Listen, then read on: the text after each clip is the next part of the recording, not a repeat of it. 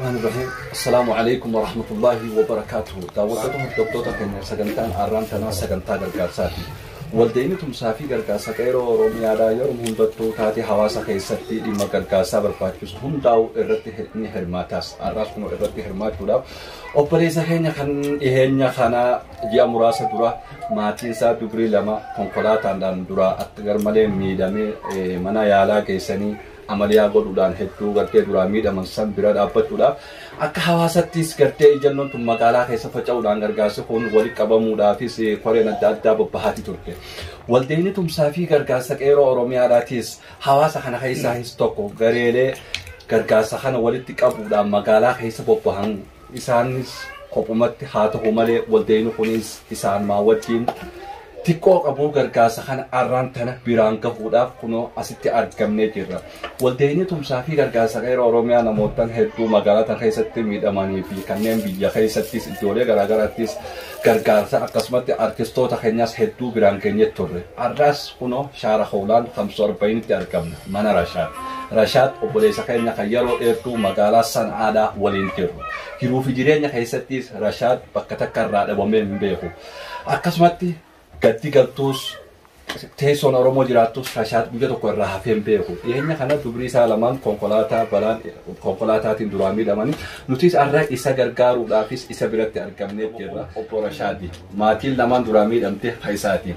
Kanaafuu xiqqoo waldeenni tumsaa fi gargaarsa qeeroo Oromiyaa nu kannesan egaa isa biraan geenya Rashaad mee maal jetta egaa waldeenni tumsaa fi qeeroo Oromiyaadha nu ergeen mana kee kun arraan tan sibira geenyee jirra. Kanaafuu mee maal jechuun ni barbaadda? Gartee gama sagantaatti achiin dabalu. Galatooma warri gartee waan kana dalagallee guutumatti galatooma jechuun ni barbaada. Rakkinni hiyya rakkanaa keessan gartee ta'ee itti yaaddanii ifiin kan namni isin hin gaafatin fiduu keessaniif galatoomaadhaan jedhan. Egaa Rashaad kun akkuma ta'e jira daawwattoota hordoftoota keenya ogeessi kaameeraa fuullee keessatti argamu Abduu Naasir Muhammadi barreessaa waldaa olaanaa kan ta'e Muhammad Abdii Ibrooshii fi Boona birraa waliin ta'uudhaan gargaarsa kana kan kanneen tahaa kallattumaan gaafunoo gargaarsi kana fakkaata kun 94,000 hawaltahaat. Akkasitti gaamma kaniin amma isa kenna kun 94,000 kan waldeenni tumsaa fi gargaarsa qeeroo Oromiyaa hangana qaba hangana biraan naagaa hajee Rashaatiif kanneen jechuudha kun gama waldee tumsaa fi gargaarsa qeeroo Oromiyaa. Kunilleen gama waldaatiin bikkaan dalagurraa ijoolleen na bira dalagurraa kuma olii guuruudhaan 20 maxaaman akka hatu zamaanirraa kunoo 20 kanaas fideetiin jira jechuudha. Kanaaf gaa imaanaan teenyaa kan waldeenni keenya nu kanneen si biraan geenyee jirra irratti yoo dhaamsa qabaatte. Nabila geesse waan gartee amma eegaltan kana akka kiyyatti itti jabaadhaan jaanii rakkoon adda eenyu gaduftii gartee namuun beeku itti jabaadhaadha illee gammeessaa wajjimaan jira. Egaa Rashaad gartee gaasochiin waldee tumsaa fi gargaarsa qeeroo Oromiyaa kun itti fufuu qabaa waldeenni kun eega dhaabbatee waggaa 9 fixee arraan ta'u hornaffaa keessa waan jiru kun ammallee fuula duratti jajjabaatuun qabaa yaada isaati. Egaa daawwattoota hordoftoota keenya gaa qophii gargaarsa Rashaad fi goone kan arraa asumatti goolabna waldeenni tumsaa fi gargaarsa qeeroo Oromiyaa Juuma Dabre kana keessa obboleessa keenya kan balaa konkolaataatiin haddatti miidha bakka takka 30 bakka takka 40 geessuun isaa haddaa fajaataanittis ni yaadatan. Guyyaa ayyaana idaa balaa konkolaataatiin magaalaa 70 naannoo 70tti kan miidhameefis 80 arjoomuun isaa ni yaadatan. Arraas Rashaadiifis akkasumatti arjoomne jechuudha. Kan fuula duraatis kan walumaan jirraa manguddoota irraas yaada gaayoo qabaatan kan fuunu tahaa. Gama manguddoodatti ogeessa kaameraatti wajjin isin deebifna manguddoo maal jette asirratti yaadoo ni qaban. Assalaamu alaikum warahmatullahi wabarakatuh. Galatooma inni sininjaa nuti gartee manguddoon tun koree gartee guyyaa san gargaarsa kanaaf koree hatattamaa tolfamte akkasumatti nutilleen arra wahuma san gartee xumuratti godhuudhaaf armataa hojirra.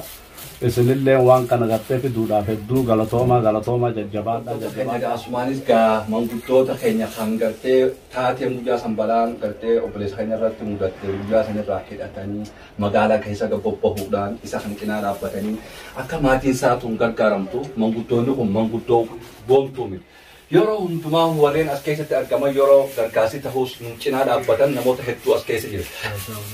Kan hundaa'u Abdulrahman Muqawwaadhaa, Adam Abdulrashiid, Nuuruu, Callaa akkasumatti damiina keenya لوجو نخيس جرا أقسمت الشيء محمد نخيس جرا شيء أحمد نخيس جرا أقسمت نموتن هتون أسكتني محمد حسين عبد الرحمن مطوع جنة أوباش فتاني نخيس جرا بيام جامل كيلاته خراب الله مالجا لوجو دميني هنيا مالجان إيجا كم وساينتين إسندا برسا أو بس كاميرا خنول إنجور عبد الناصر محمد إيجا دورتان كوري تنا خنجرتي ومتا خنبو باسي أكثر كاسو كنقول كابومو بودا توري خيسا من كردي وان كانوا تصوصات توري أحمد شيخ أحمد النجار شيخ أيه كالتوما وجي بتوله جتا وان كتير بولن كلو جتاني بقو جتا أحمد ده عمري برخارف كسينا أبدو وان داري سنراي ما أصلا توما جتوا بربادرة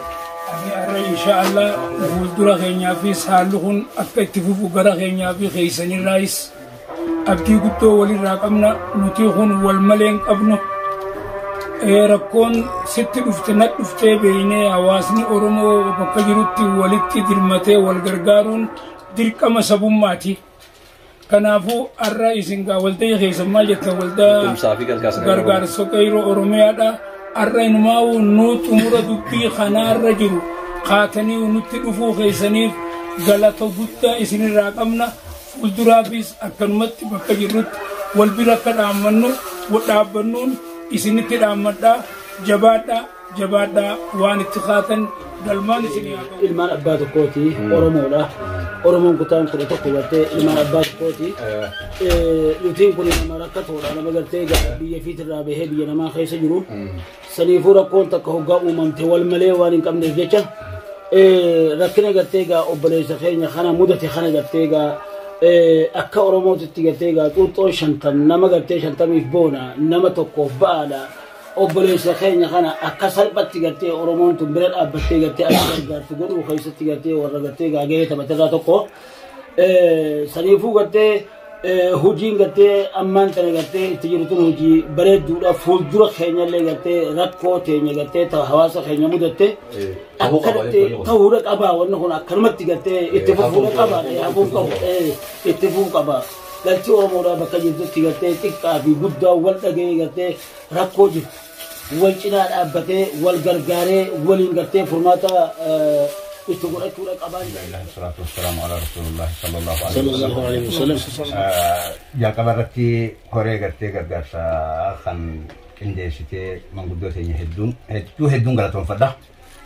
Itti aansuudhaan isin waggaa tumsaa fi gargaarsa qeyroo Oromiyaadha. Waamicha keenya gartee lallaba keenya dhageessanii waan qabdanii nutti dirmatu keessanii haalaan isin galatoonfadhan jaa. Itti aansuudhaan nuti Oromoo wal malee nama biraa kan qabnu akkasumatti wal qabnaa beeynee gartee rakkoo jettuu fi bal'oo jettullee wajjin qooddachuun dirqama nurra jiru dirqama lammummaati dirqama sabummaati dirqama islaamummaati.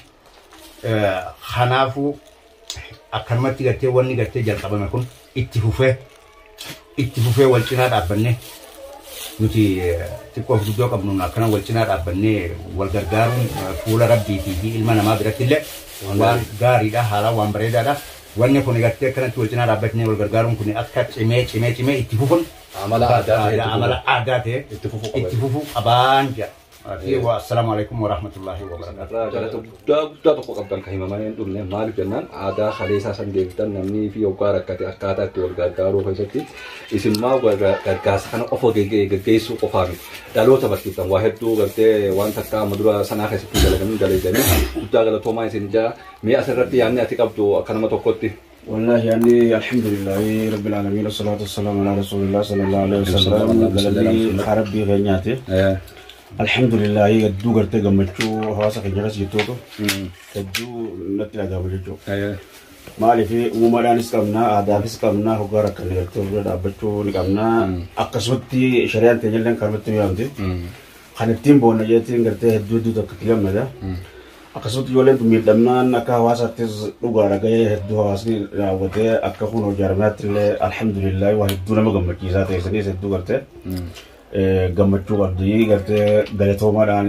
jaa hawaasa keenya hundaanuu rabbiin qabeenya isin hammaaruun jaani wayyeessee gartee isin hammaaruun jaani. Egaa daawwattoota hordoftoota keenya qophii gargaarsaa manaa goonee gamaa goolabaa finneettirra kanumaafuu yaadni manguddoo irraa أركني يا تبريدا بالجاكا ما إتنا أورمون تسمع بحارك وبتنيس كانوا تاريخ راس وبتنيس آدم سالم تكتيكنا وجار كنا والمدي دابر كافة جمع توراتي سوتي كودتو تسمع هو أورمون بحارك وبتن سجن كودت itu fihum banna afran kallo ada sani kan himamte him ada beretu sani sakawasan isam pun arra magala sana kesati debisan mangkuto ta khanafi mangkuto da utare beratis botin hermatani wang kaniko tanifis akawal de sahi ka sakero oromiati isan kanan ma hetu kala toma de tunis barbati sada isan mahananu arra kala toma ine berade munis hintaw man tenan bi kana pulot bati wan no afan dufa yodirates rapinu raha abucha